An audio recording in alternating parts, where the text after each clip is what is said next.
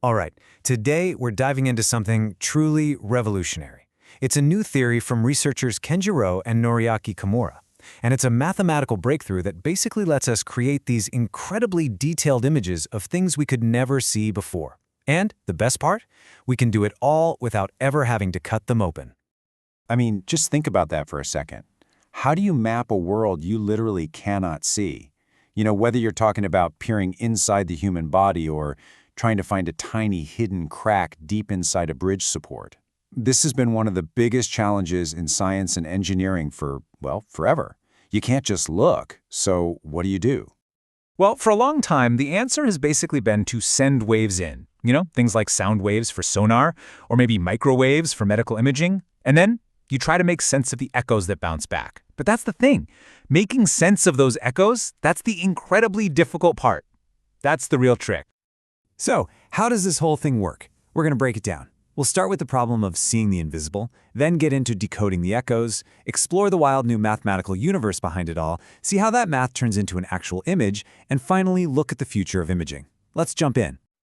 Okay, so here's the fundamental problem, right? When you send a wave into an object, it doesn't just bounce back cleanly. No, it scatters off of everything inside. So what comes back to your sensors is just this jumbled, overlapping mess of signals.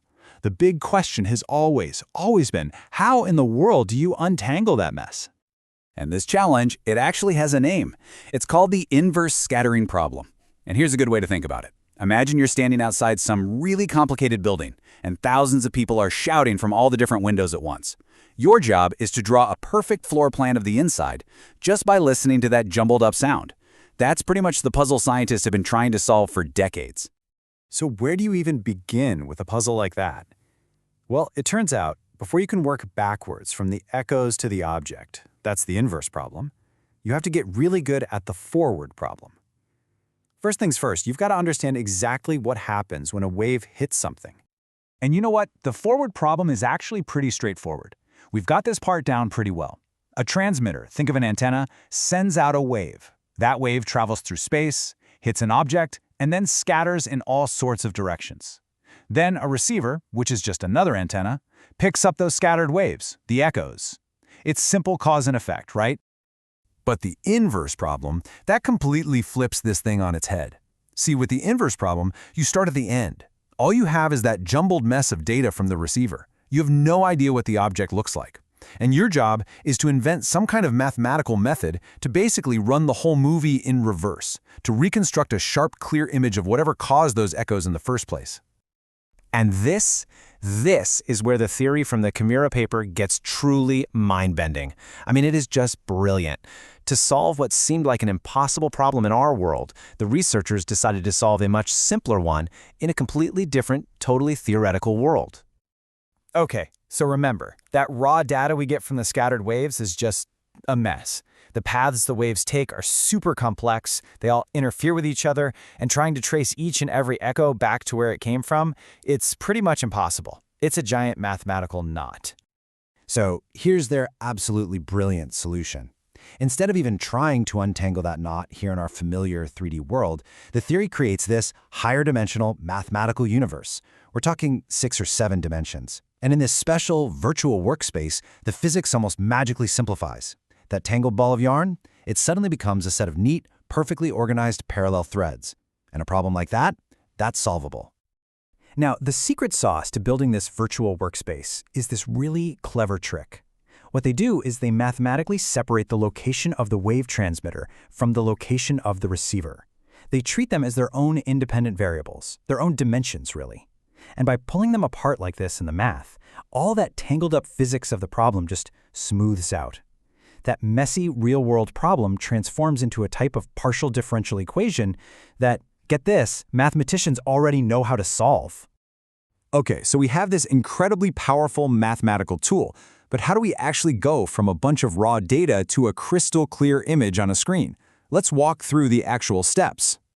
It's really this elegant 4-step dance between our world and that mathematical universe. So, step 1, you take your real-world measurements, those messy echoes you collected with your sensors. This data becomes the starting point, what's called the boundary condition for your math problem. Step 2, You plug that boundary data into the special equation inside that 6D universe. Step 3, you solve the equation, which is now way easier to do inside that virtual space. And then for the final step, you collapse that universe back to reality. And this right here, this is the secret key, pulled right from the paper itself. After you've solved the equation in that higher dimensional space, where the transmitter and receiver were treated as separate things, you do one last little trick. You tell the math, okay, now their locations are the same. The moment you set their coordinates to be equal, boom, those extra dimensions collapse, and what pops out is a crisp, clean, three-dimensional image of the object you were looking for. It's just amazing.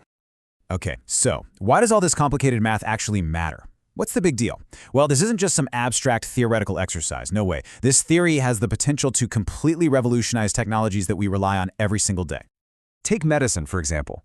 The paper specifically points to applications like microwave mammography. Now, this could lead to a much safer, more comfortable, and maybe even more accurate way to screen for breast cancer. We're talking about getting a clearer view inside the body without any harmful radiation.